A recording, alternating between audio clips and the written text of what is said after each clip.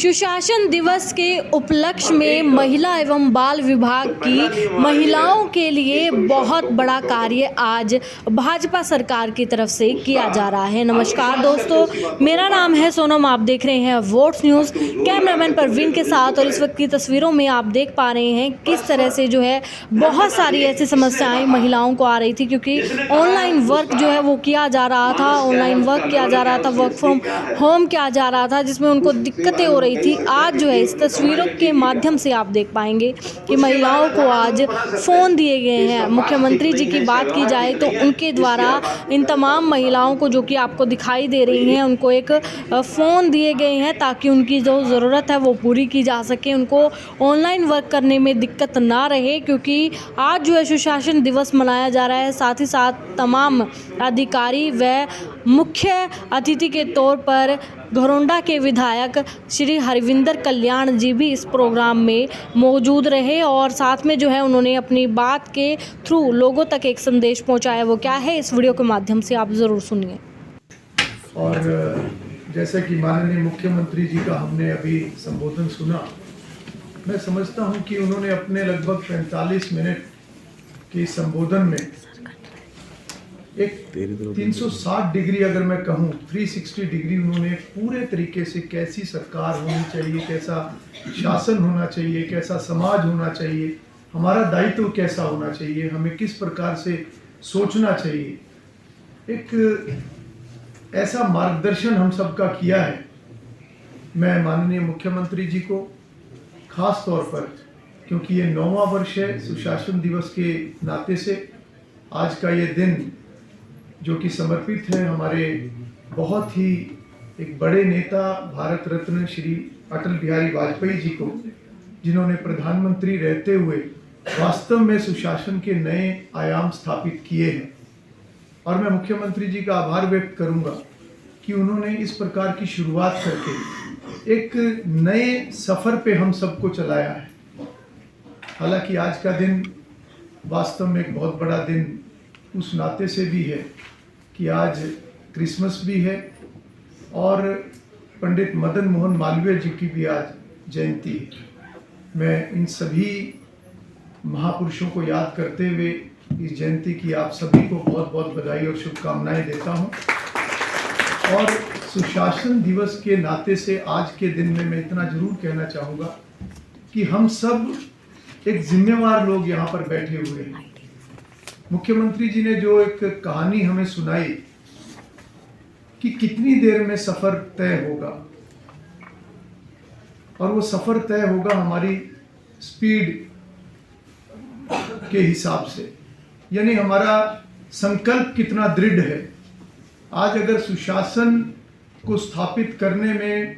आज हम अटल जी को याद करते हैं, जिन्होंने इस सफ़र की शुरुआत की।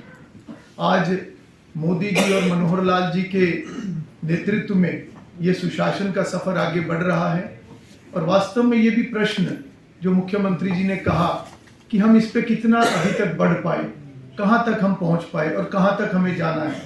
ये तो कहीं ना कहीं हमें अपने अंदर ही एक दृढ़ संकल्प ये लेना पड़ेगा। क्योंकि अगर हम वास्तव में समाज के उस अंतिम व्यक्ति की कठिनाइयों को हम महसूस करेंगे तो वो संकल्प हमारा मजबूत हो जाएगा। अगर हम अपनी जिम्मेवारी को केवल उस नाते से देखेंगे कि ठीक है, हम जनप्रतिनिधि हैं, हम अधिकारी हैं, हम एक प्रशासन के एक हिस्सा है, मैं समझता हूँ कि केवल उतने से ये सब नहीं होगा। हमारी सार्थकता भी इसी के ऊपर निर्भर करती है। जो हमारा दायित्व है उसकी सार्थकता भी हमको ही उसको कहीं ना कहीं सिद्ध करना है कि आज अगर विकसित भारत संकल्प यात्रा ये गांव-गांव में जा रही है। और मैं अपना अनुभव जरूर साझा करूंगा।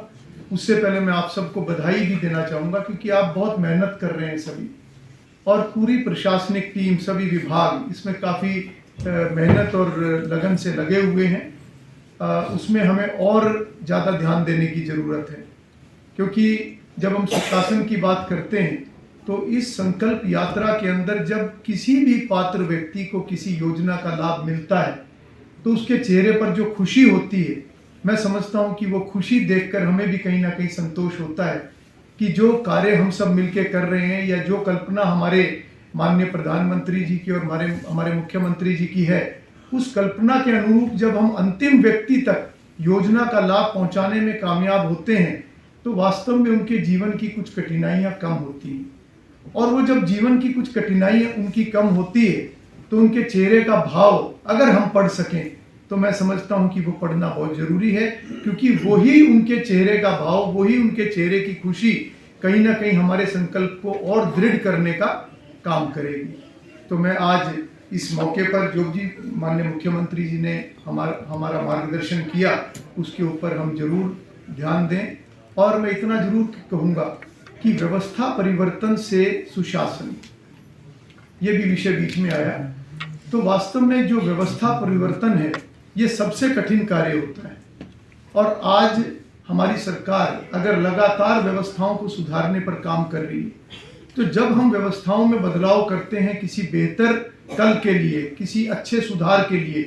तो जब व्यवस्थाओं को बदलते हैं, उनको और ठीक करने का हम प्रयास करते हैं, तो एक बार व्यवस्थाएं कहीं ना कहीं डगमगाती हैं और उससे ना केवल लोगों को एक बार परेशानी होती है, बल्कि हमें भी जो पुराने तरीके से काम करने की आदत है, जब हमें भी नए तरीकों में आना पड़ता है तो हमारे लिए भी वो एक बहुत बड़ी चुनौती होती है। तो मैं समझता हूँ वो चुनौती भी हमें स्वीकार करते हुए आगे बढ़ना है। आज हम टेक्नोलॉजी से अपने आप को जोड़ने का प्रयास कर रहे हैं, आज पूरी व्यवस्थाएं टेक्नोलॉजी के साथ जुड़ रही हैं, क्योंकि एक बहुत बड़ा ये भी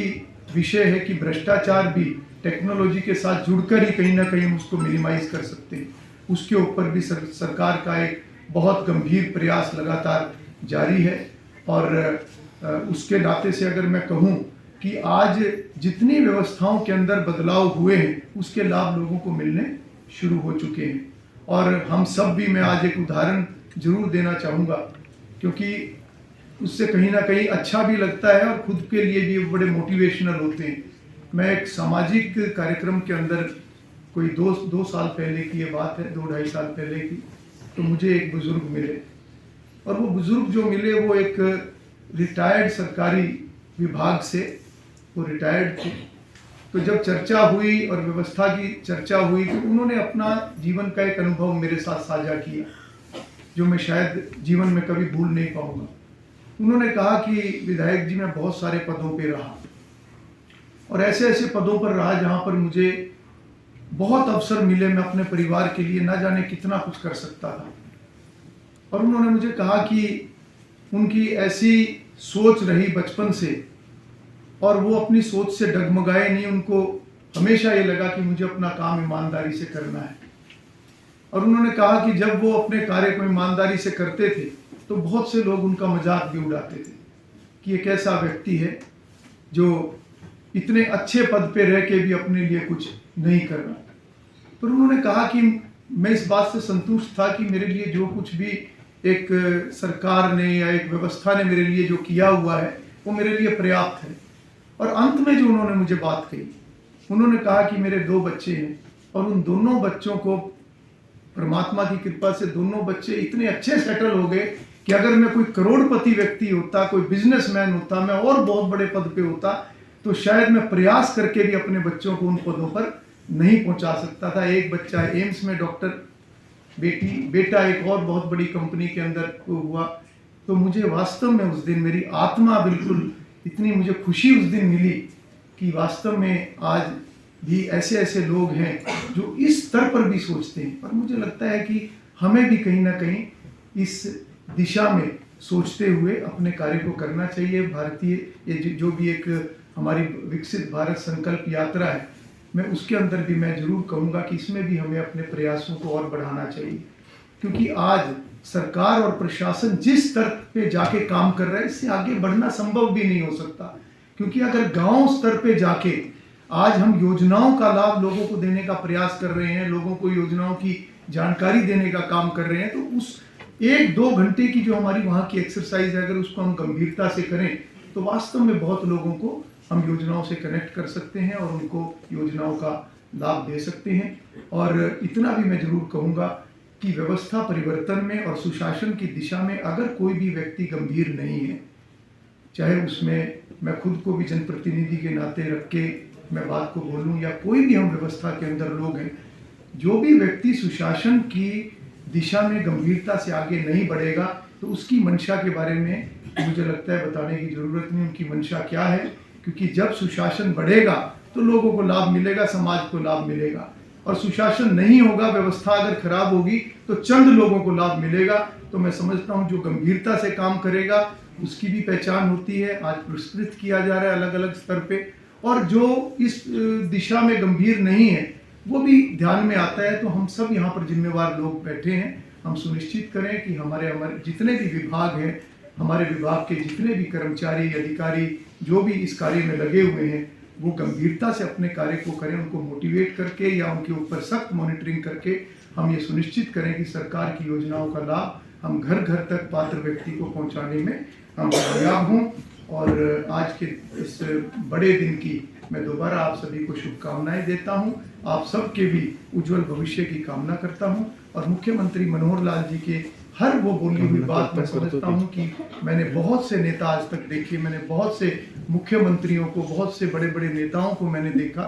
मगर इस तरीके से एक संत स्वरूप एक व्यक्ति का जो एक सोच हो और उस सोच के साथ वो अपने हरियाणा प्रदेश को एक परिवार की तरह लेकर आगे बढ़ रहे हो, जिसके अंदर उनको